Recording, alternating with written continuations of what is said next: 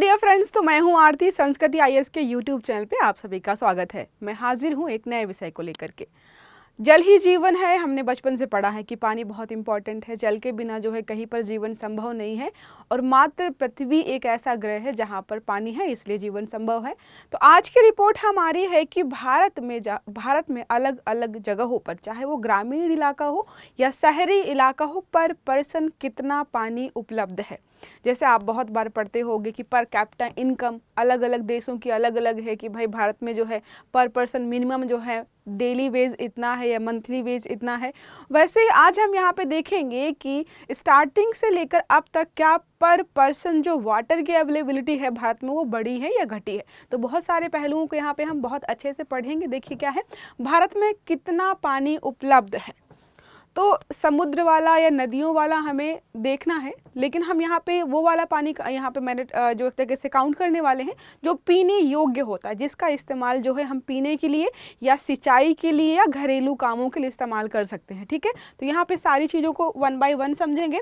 पहले हम देख लेते हैं चर्चा के मुख्य बिंदु क्या रहने वाले हैं। तो देखिए क्या लिखा हुआ है, केंद्रीय जल आयोग, इसका नाम जरूर याद रखिएगा। तो CWC ने भारत के जल संग्रहालय का आकलन एक तरीके से 2024 शीर्षक से एक रिपोर्ट जारी की है। यहाँ पे क्या लिखा हुआ है, केंद्रीय जल आयोग ने जो है एक रिपोर्ट जारी की है जिसका नाम है भारत के जल संग्रहालय का आकलन 2024।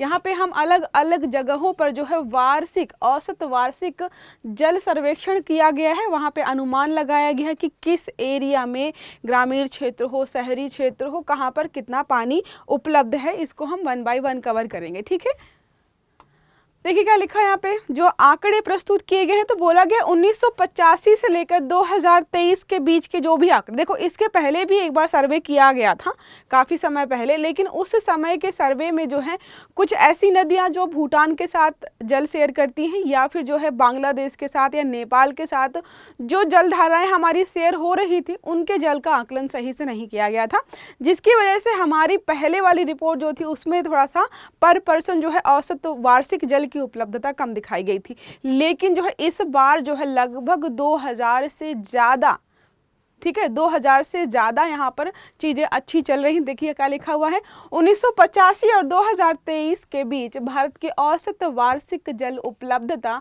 2115.95 बिलियन क्यूबिक मीटर, BCM का फुल फॉर्म है बिलियन क्यूबिक मीटर। यहाँ पर पर्सन जो है यहाँ पर औसत वार्षिक जल उपलब्धता जो है भारत में कितनी है अभी, 2115.95। इसके पहले जब डाटा जारी किया गया था तो वो लगभग था 1900 BCM। ठीक है, 1900 BCM, उसके आपको कारण मैंने ऑलरेडी बता दिए हैं। फिर क्या है, यहाँ पर जो आकलन किया गया है किन किन चीज़ों को ध्यान में रखकर किया गया, तो वर्षा, वाष्पोत्सर्जन, भूमि उपयोग, भूमि आवरण, मृदा डेटा सेट को यहाँ पर प्रमुख इनपुट के रूप में उपयोग किया गया है। वार्षिक शुद्ध अपवाह, देखिए यहाँ पे क्या लिखा, वार्षिक शुद्ध अपवाह आधारित औसत वार्षिक जल उपलब्धता का आकलन, उसी जल को काउंट किया गया जो शुद्ध है, जिसका इस्तेमाल जो है हम किसी न किसी रूप में अपने जीवन में करते हैं, उसी को यहाँ पे काउंट किया जा रहा है। अदरवाइज वैसे तो हम तीन तरफ से समुद्र से घिरे हुए हैं, कह सकते हैं कि जल की उपलब्धता बहुत सारी, लेकिन यहाँ पर नहीं। नदी हो गया, एक तरीके से तालाब हो गया, कुएं हो गए, हैंडपम्प हो गया, जहाँ से भी हम जो भी ग्राउंड वाटर वगैरह जहाँ से भी निकाले सबको यहाँ पे काउंट किया गया है। सिंधु तंत्र की 3 नदियाँ हैं, उनको बस छोड़ दिया गया है। सिंधु तंत्र की पश्चिमी जो नदियाँ हैं पाकिस्तान की तरफ जो प्रवाहित होती हैं, सिंधु, झेलम और चिनाब को यहाँ पर छोड़ दिया गया है। इन नदियों के जल को छोड़ दिया गया है। बाकी भारत में जितनी भी नदियाँ हैं, जो भी जलाशय हैं, सबको यहाँ पे काउंट किया गया है। ठीक है, याद रखिएगा। फिर देखिए क्या लिखा, सबसे अधिक जल उपलब्धता वाले शीर्ष 3 बेसिन। तो यहाँ पर इस रिपोर्ट में बताए गए हैं कि 3 नदी बेसिन ऐसे हैं जहाँ पर सबसे ज़्यादा एक तरीके से जल उपलब्धता है। अब गैस करिए वो नदियाँ कहाँ की होंगी, दक्षिण भारत की या उत्तर भारत की। हमने सुना है कि उत्तर भारत की नदियाँ जो है युवा अवस्था में है और दक्षिण भारत की नदियाँ जो है वृद्धा अवस्था में है, तो जल की उपलब्धता भी कम है और बहुत ज़्यादा धीरे धीरे वो प्रवाहित होती हैं। तो सारी नदियाँ देखिए, ब्रह्मपुत्र 592.32 BCM, ठीक है। गंगा में जो है 581.75 BCM और गोदावरी जो है 119.17 BCM। सबसे ज़्यादा यहाँ पे जल इन्हीं 3 नदियों में है, ठीक है, याद रखिएगा, सबसे ज़्यादा जल की उपलब्धता इन्हीं 3 नदी बेसिन में है। अगर बात करें सबसे कम जल की उपलब्धता किन नदी बेसिन में है, तो साबरमती में 9.87 BCM, पेन्नार में 10.42 BCM और माही में 13.3 BCM। अगर जिसने भी नदी तंत्र सारा पढ़ रखा है सबको दिख रहा है कि ये तीनों नदियां जो है दक्षिण भारतीय नदियां हैं और जो हमने ऊपर पढ़ा वो सारा उत्तर भारतीय नदियां हैं, ठीक है।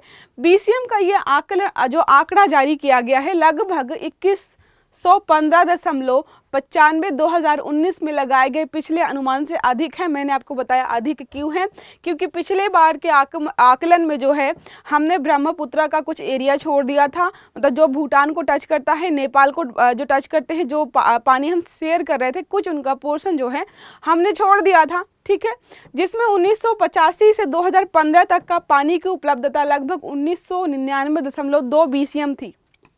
देखो, इसका एक कारण मैंने बता दिया। दूसरा कारण जो है ये कम होने का कारण था कि पहले हमारे पास जो है आकलन की जो एक तरीके से डिवाइस या तकनीकी हमने जो अभी इस्तेमाल की है वो पहले नहीं थी, ठीक है। तो हमने जो तकनीकी इस्तेमाल की है वो ज़्यादा सटीक और ज़्यादा अच्छे से हम कर पाए हैं, इसलिए हमें जल की उपलब्धता ज़्यादा दिख रही है। इसका मतलब है जल की उपलब्धता लगभग उतनी ही या उससे कम भी हो सकती है, लेकिन पहले हमारे पास जो एक्यूरेट डाटा जारी करने की तकनीक नहीं थी, इसलिए कम दिखाया गया था।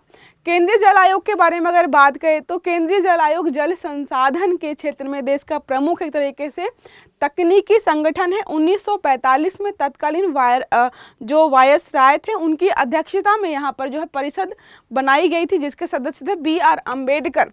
वहाँ पर इसको बनाया गया था ताकि जो भी जल से संबंधित हमारी चीज़ें हैं उनको हम जो है अच्छे तरीके से सुचारू रूप से चला सके और अभी भी कार्यरत है। आयोग को जो है बाढ़ नियंत्रण का काम दिया गया था, जैसे बाढ़ आए, सूखा आए, कहीं बारिश हो जाए, जितनी भी जल से संबंधित समस्याएं या जो भी चीज़ें हैं उन सब का आकलन करने के लिए या एक तरीके से उनको मैनेज करने के लिए यहाँ पे इसको बनाया गया था। केंद्रीय जल आयोग का नेतृत्व जो है भारत सरकार के पदेन सचिव के पद पर आसीन एक अध्यक्ष जो पद होता है वो व्यक्ति इसको सारी चीज़ें नेतृत्व करता है। बात करें यहाँ पर तो आयोग के 3 विंग्स हैं। जो आयोग है उसके 3 विंग्स हैं, मतलब एक तरीके से 3 डिपार्टमेंट्स हैं जो कि अलग अलग क्षेत्रों में काम करते हैं। पहला क्या है, डिज़ाइन करना और अनुसंधान विंग, डिज़ाइन और अनुसंधान विंग। दूसरा है जल योजना और परियोजना विंग और तीसरा और लास्ट है नदी प्रबंधन विंग। तो ये 3 विंग्स हैं जो इसके तहत कार्यरत हैं, इनका नाम याद रखिएगा।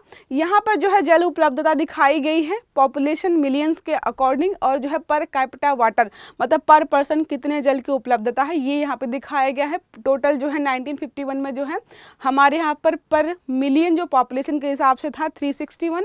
अब यहाँ पे पर पर्सन देखो 1951 में पर पर्सन जो है 5177 पानी BCM जो है पानी उपलब्ध था, और अब देखें अगर 2024 या 25 मान लीजिए 1341 और 2050 तक जाते जाते 1140। इसका मतलब क्या है, जल की उपलब्धता पर पर्सन जो है लगातार साल दर साल जो है कम हो रही है।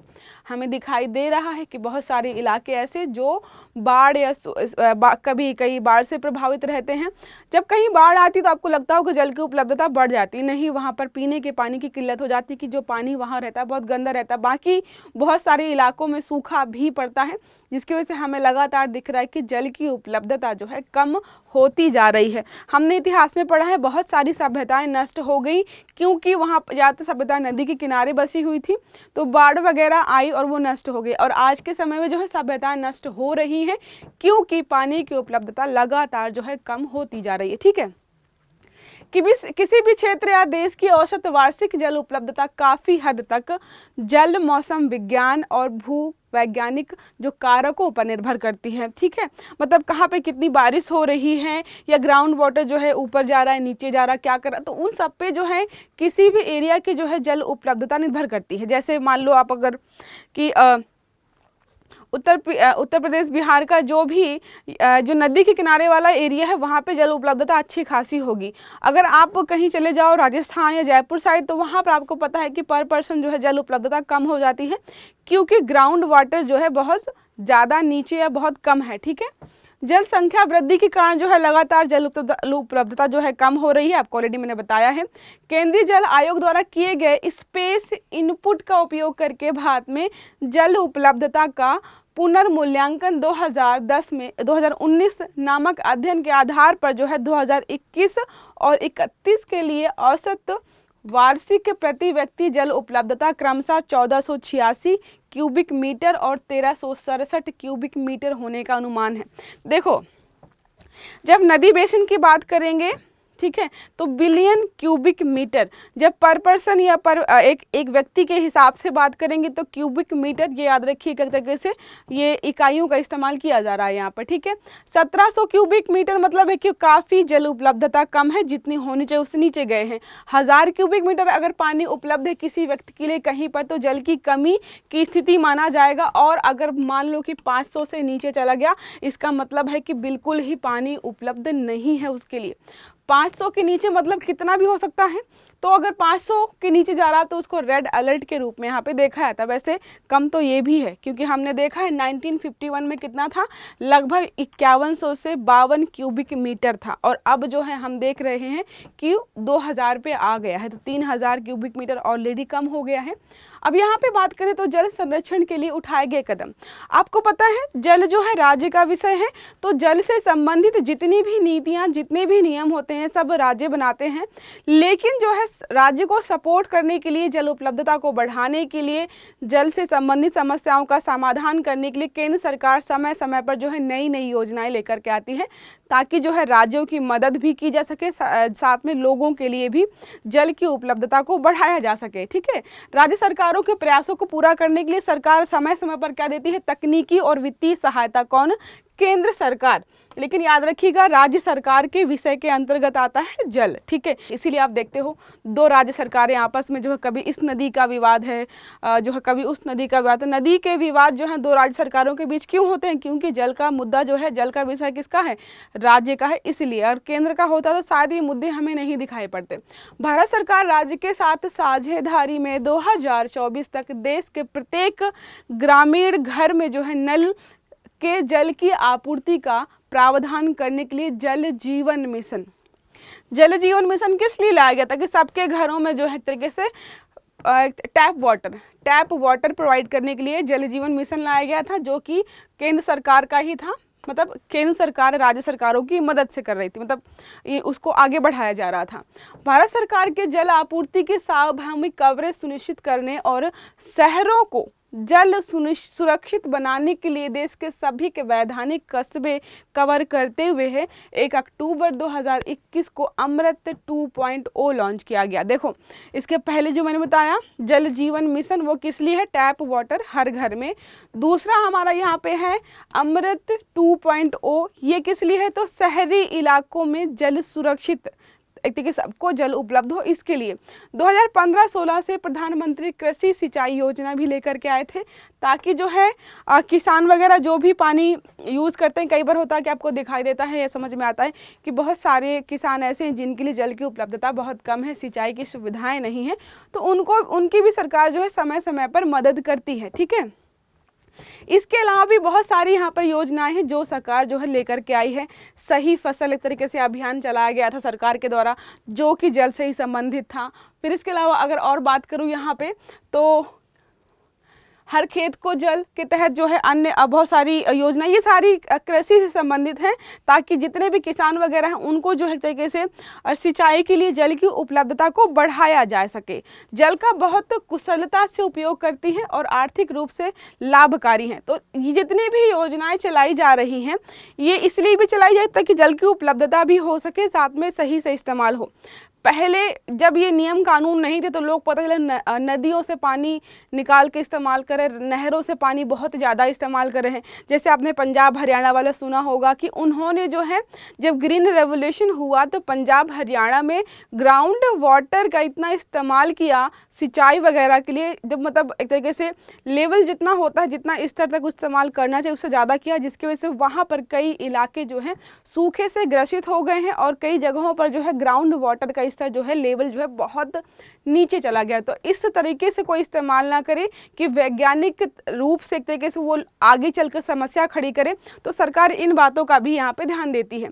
मिशन अमृत सरोवर को भविष्य के लिए जल संरक्षण के उद्देश्य से आज़ादी, जो सरोवर क्या था कि अलग अलग जगहों पर जो तरीके से तालाब वगैरह सरोवर वगैरह बनवाने के लिए, ताकि बारिश का पानी वहाँ पर स्टोर हो सके। और भी अन्य योजनाएं जो हैं अलग अलग समय पर जो है राज्य सरकारों या केंद्र सरकारों ने लॉन्च की है, ताकि जल से संबंधित सभी समस्याओं को यहाँ पर समय के साथ जो है ख़त्म किया जा सके या भी समाधान किया जा सके। कुछ अन्य योजनाएं भी हैं, जल संरक्षण और वर्षा जल संचयन, जैसे आपको मैंने बताया उस योजना के तहत सभी जल निकायों की गणना करना, जियो टैगिंग सूची बनाना, इसके आधार पर जल संरक्षण के वैज्ञानिक योजनाएं तैयार करना। फिर क्या है, सभी जिलों में जल शक्ति केंद्रों की स्थापना करना, ये भी सरकार की मुहिम थी। सघन वनीकरण, अगर जंगल अच्छे खासे होंगे तो वहाँ पर मानसून आएगा, बारिश होगी, जल की उपलब्धता बढ़ेगी। जो सूखा प्रभावित क्षेत्र हैं वहाँ पर कोशिश की जाती है कि वनावरण को बढ़ावा दिया जाए या बढ़ाया जाए। ठीक है, जागरूकता पैदा करना, साथ में लोगों को जागरूक भी किया जा रहा है कि भाई अगर आपके आसपास कोई जलाशय है, नदी नहर तालाब है तो उसको दूषित ना करें, उसमें जो है घर की नालियाँ वगैरह जो भी हैं उनका पानी जो है ना पहुँचने दें, क्योंकि ये दूषित होंगे, कल को आपको ज़रूरत पड़ेगी, आप जो है उसका इस्तेमाल नहीं कर पाएंगे। तो ये हमारा सारा था, जिसमें कि एक रिपोर्ट में बताया गया है कि भारत में जल की उपलब्धता जो है कितनी है, पर पर्सन कितनी है, और साथ में जो बताया गया है कि कौन कौन से नदी बेसिन ऐसे हैं जहां पर जल की उपलब्धता ज़्यादा है और जहां पर कम है। इसके साथ ही हमने देखा कि सरकार ने कितनी सारी योजनाएं जो है जल से संबंधित यहाँ पर चला रखी है समय समय पर, जो कभी शहरी इलाकों में शुद्ध जल मिले लोगों को उसके लिए भी है, कुछ है कि ग्रामीण इलाकों में जो है लोगों को टैप वाटर दिया जाए, क्योंकि अभी भी बहुत सारी जगहों पर जो है हैंड पंप के माध्यम से या फिर जो है दूर दराज कहीं कोई जल स्रोत है वहाँ से लोग पानी लेकर के आते हैं। तो सारी समस्याओं को ध्यान में रखते हुए सरकार ने बहुत सारी योजनाओं को लागू किया है ताकि जल की समस्या को हटाया जा सके, क्योंकि हम सबको पता है जल ही जीवन है, जल के बिना किसी का भी जीवन संभव नहीं है। आप खाना खाए बिना जो है 2-4 दिन रह सकते हो, लेकिन पानी पिए बिना आप 1 या 2 दिन बाद जो है परेशान हो जाओगे। एक तरीके से पानी बहुत ज़्यादा बेसिक या बहुत इंपॉर्टेंट चीज़ है। ठीक है, तो ये रहा हमारा आज का सारा आर्टिकल। कुछ अगर आपको लगता है कि और भी चीज़ें इंपॉर्टेंट है तो बहुत सारी चीज़ें बैकग्राउंड में हमारी स्क्रीन पर थी, आप उनको रीड कर सकते हो समय के साथ। ठीक है, तो ये एक प्रश्न आपका है जो इसी से संबंधित है। तो क्या लिखा हुआ है, मिशन अमृत सरोवर जो मैंने आपको पढ़ाया था एक तरीके से पानी को स्टोर करने के लिए, ताकि बारिश वगैरह हो तो कोई तालाब अगर वहाँ पर है तो उसमें पानी इकट्ठा हो जाए, बारिश के बाद जो है बहुत सारे कामों के लिए उस पानी का इस्तेमाल किया जा सकता है। मिशन अमृत सरोवर को भविष्य के लिए जल संरक्षण के उद्देश्य से आजादी का अमृत महोत्सव, ठीक है, के उत्सव के एक भाग के रूप में कब लॉन्च किया गया था। तो विकल्प हमारे हैं 20 जनवरी 2020 को, 22 मई 2022 को, 24 जून 2024 को, या फिर आखिरी और चौथा विकल्प हमारा है 24 अप्रैल 2022 को। तो जो भी सही उत्तर आपको लग रहा है कमेंट बॉक्स में बताइएगा। वैसे ये सारा पीछे था, मैंने उसको जानबूझ के नहीं रीड किया है क्योंकि मुझे पता था कि प्रश्न हमारा इसी सेक्टर से है। तो आप एटलीस्ट थोड़ा सा वीडियो को रिवाइज करके देखेंगे, फिर आके यहाँ पर उत्तर देंगे। अगर क्लास अच्छी लगी है तो लाइक करिएगा, चैनल को सब्सक्राइब करिएगा, वीडियो सारे टाइम से मिले इसके लिए बेल आइकन जरूर दबाइएगा। अच्छे से पढ़िएगा। Have a good day, thank you.